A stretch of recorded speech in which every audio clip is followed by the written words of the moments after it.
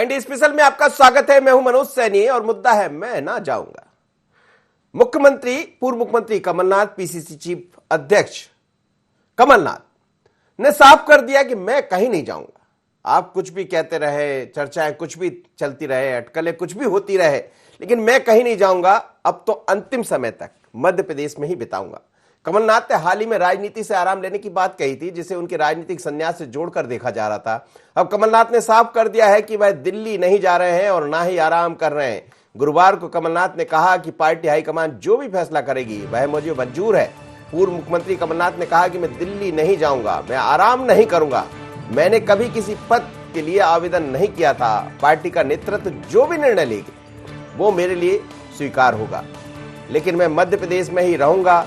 बता दें आपको कि कमलनाथ मध्य प्रदेश कांग्रेस के अध्यक्ष भी है और सत्ता गंवाने के बाद विधानसभा में विपक्ष के नेता का दायित्व भी उनके पास ही है। मैं ना जाऊंगा संशय पर अब पूरी तरह विराम लग गया और कमलनाथ ने साफ कर दिया है कि मैं नहीं जाऊंगा। तो इसका मतलब क्या निकल जाए? इसका मतलब यह है कि मध्य प्रदेश की सियासत चलती रहेगी, कमलनाथ वर्सेस शिवराज। लेकिन इस बीच में बीडी शर्मा ने भी सवाल खड़े किए हैं। भारतीय जनता पार्टी के प्रदेश अध्यक्ष है। दोनों पार्टियों के अध्यक्ष ने क्या कहा, सुनिएगा।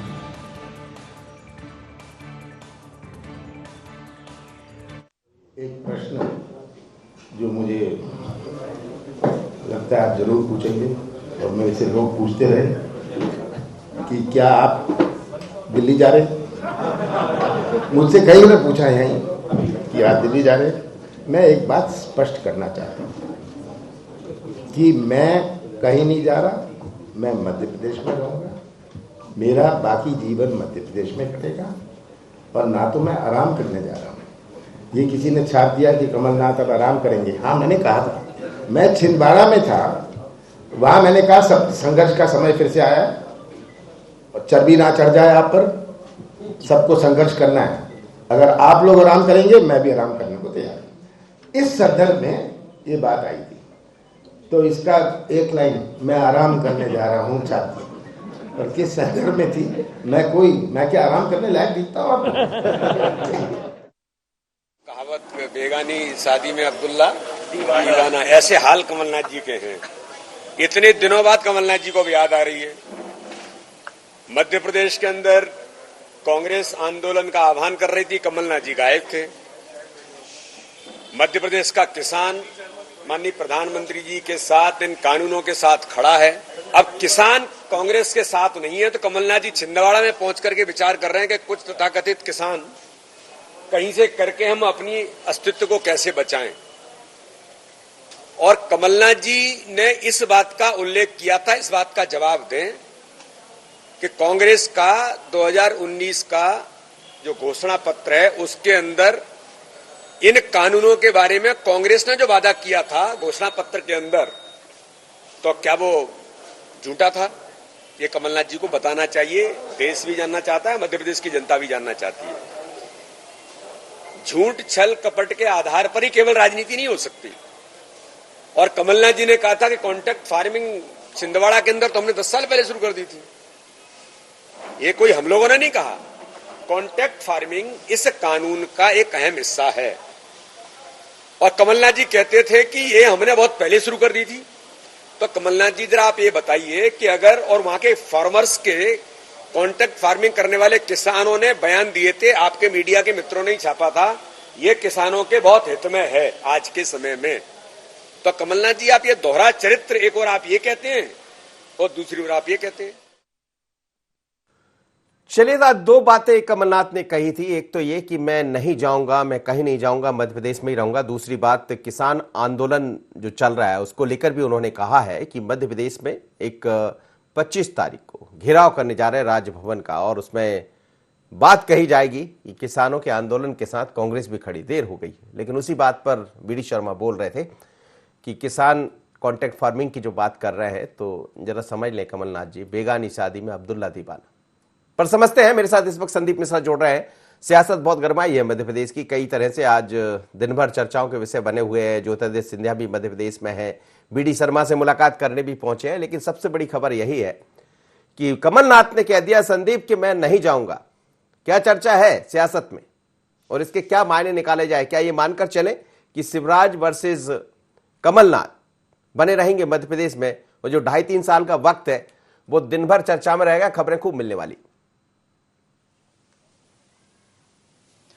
बिल्कुल, जिस तरह से पीसीसी अध्यक्ष कमलनाथ ने स्पष्ट कर दिया है कि वो अब मध्य प्रदेश में ही बने रहेंगे, लिहाजा इस बात को लेकर के अब सियासत का दौर तेज हो गया है। बीजेपी प्रदेश अध्यक्ष बीडी शर्मा ने खुले तौर पर कहा कि ठीक है, अच्छी बात है, कोई इसमें कोई दिक्कत नहीं है, वो हम चाहते हैं कि वो मध्य प्रदेश में बने रहें और मध्य प्रदेश की कांग्रेस के लिए काम करते रहें और विपक्ष की सही जो जिस तरह से भूमिका होनी चाहिए वो भूमिका निभाते रहें।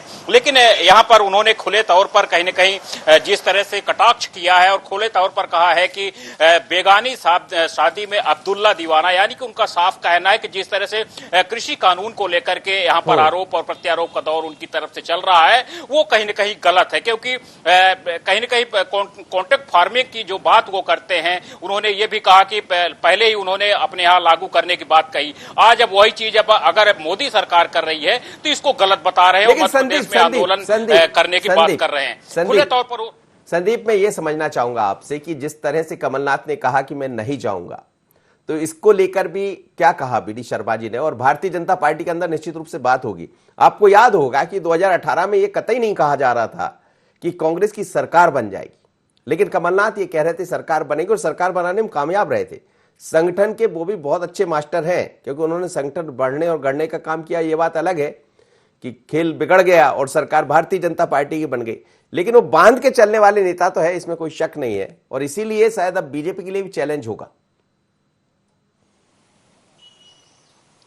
बिल्कुल, इन सब बातों पर बीजेपी बारीकी से नजर रखे हुए है। हमारी बात जब बीजेपी प्रदेश अध्यक्ष से बात हुई तो उन्होंने खुद जिस तरह से स्वागत किया उनके रहने की बात पर, और खुद उन्होंने कहा कि हम हर बात पर निगरानी रख रहे हैं, हर बात पर, क्योंकि हम चाहते हैं कि विपक्ष मजबूत रहे। यानी कि भारतीय जनता पार्टी ने कमर कस लिया है कि अगर कमलनाथ यहाँ रहते हैं तो यानी कि कांग्रेस मजबूत होगी उनके रहने से। जिस तरह से एकजुट करने में लगातार वो जुटे हुए हैं मध्य प्रदेश कांग्रेस को, तो कांग्रेस भाजपा भी ये चीज समझ करके चल रही है। आज जिस तरह से उन्होंने अपना नजरिया स्पष्ट किया पीसीसी अध्यक्ष ने, तो इसके बाद यहां पर कहीं न कहीं हम ये बात भी बताना चाहें कि यहां पर आनंद फानन में ज्योतिरादित्य सिंधिया भाजपा कार्यालय पहुंचना था, लेकिन सीधे बीजेपी प्रदेश अध्यक्ष के निवास पर पहुंचे।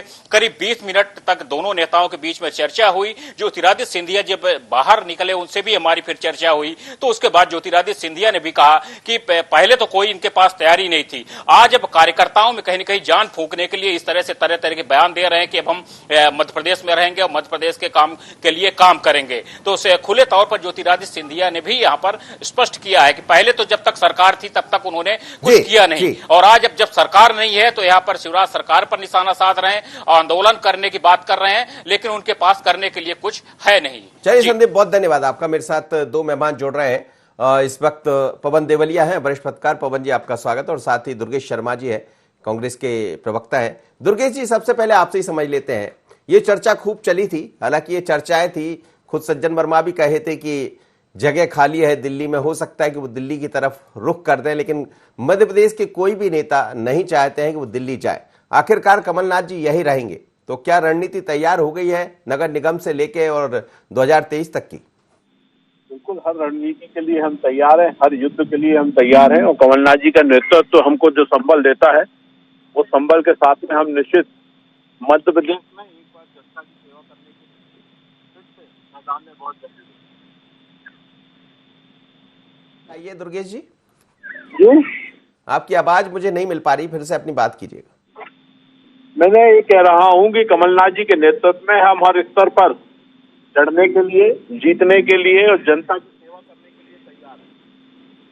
आप देखेंगे आने वाला समय मध्य प्रदेश में कांग्रेस का नेतृत्व में सरकार काम करेगी। ठीक है, आप चलिए, मैं फिर लौट रहा हूं आप पास, थोड़ा सा मोबाइल की मुझे दिक्कत नजर आ रही है। पवन जी, ये जो मध्य प्रदेश में दिख रहा है कि फिर एक बार 2023 का चुनाव कमलनाथ वर्सेस शिवराज होगा, ऐसा लगता है, और उस तरफ अब कमलनाथ ने आज खुलकर कह दिया कि मैं कहीं नहीं जाऊंगा, अब तो अंतिम दौर तक मध्य प्रदेश में रहूंगा। इसका क्या आशय निकाले? देखिए मनोज जी, बार बार ये कमलनाथ जी को कहना पड़ रहा है कि मैं कहीं नहीं जाऊंगा, ये अपने आप में एक सवाल खड़ा करता है। आज बीडी शर्मा ने जो कुछ कहा है वो हमें लगता है कि छिंदवाड़ा में जो कहते हैं, जो बात चर्चाएं जो चल रही हैं कि नकुल नाथ के लिए उनको अपनी एक जमीन तैयार करना है, क्योंकि पिछले लोकसभा चुनाव में वो 25,000 वोट से बामुश्किल जीते थे, जहां कमलनाथ जी लाखों की मतों से जीतते थे।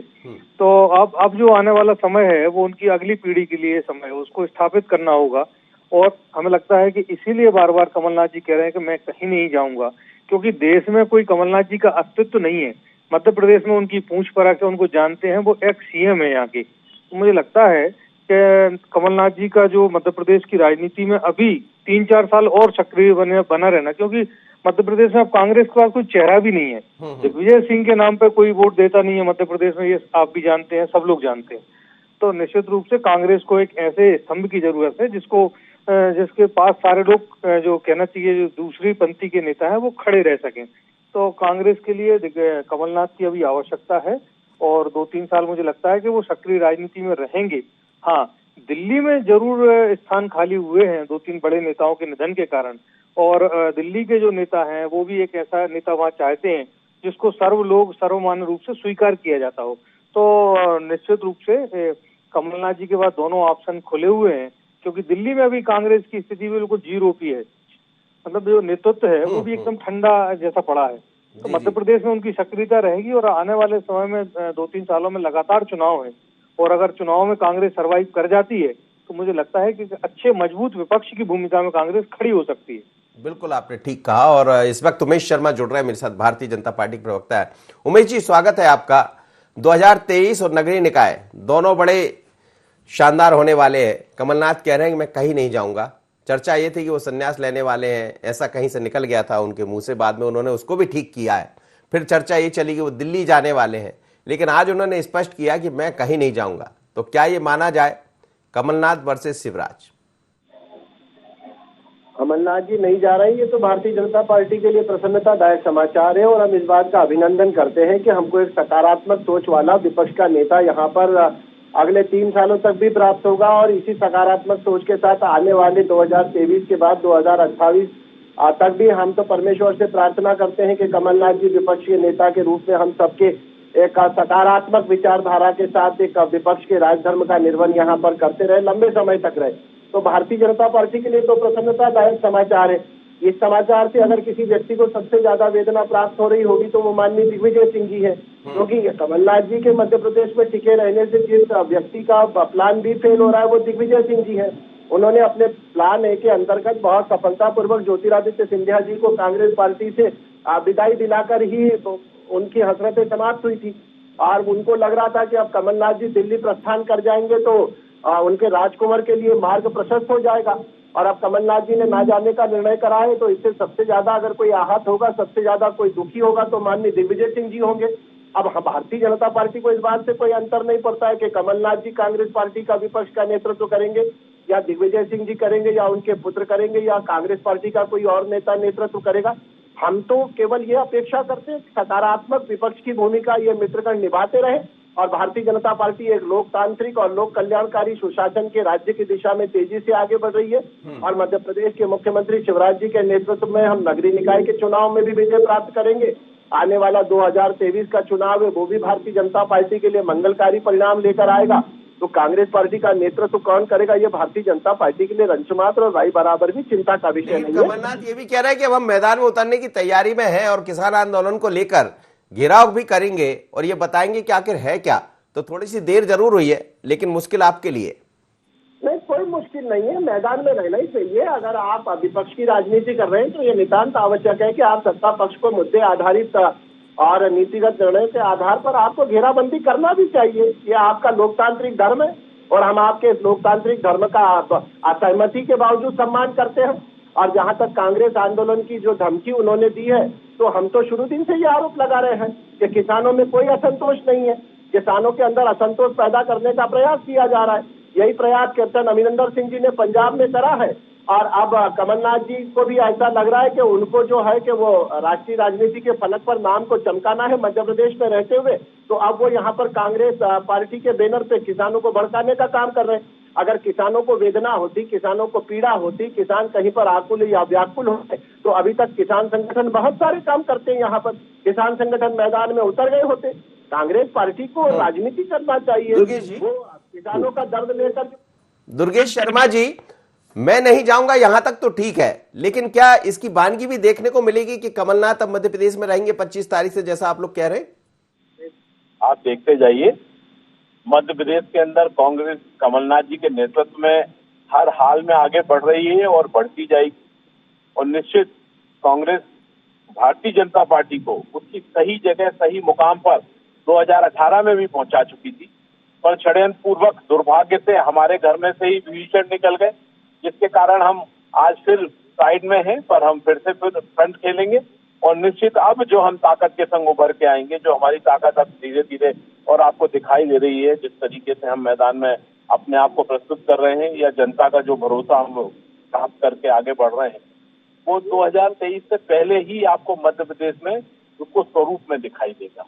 नेतृत्व तो कमलनाथ जी का ही है, उनके नेतृत्व में सबको भरोसा है और उनके नेतृत्व में सब काम करते हैं। अब जिस तरीके से माननीय उमेश जी कह रहे थे, दिग्विजय सिंह जी के बारे में बात कर रहे हैं या दूसरी बातें कर रहे हैं, ये उनके लिए बातें करने के लिए मुद्दा अच्छा है, वो खूब बातें करें, खूब चर्चा करें, पर जब मैदान में आएंगे तो जवाब देने नहीं बनेगा।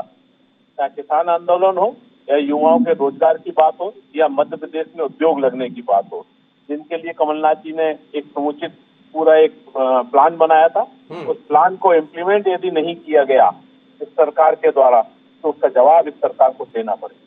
लेकिन कहीं ये भी चर्चा चलती रहती है राजनीति में कि नकुल भी अब मैदान में है, पिछली दफा का चुनाव भी आपने देखा कितने मतों से वो जीते थे, तो क्या इसमें यह भी छिप गया है कि कमलनाथ जी ने कह दिया कि अंतिम समय तक मध्य प्रदेश में रहूंगा, तो क्या अपनी पीढ़ी को भी आगे बढ़ाना है? क्या बुराई है, बहुत क्या दिक्कत है?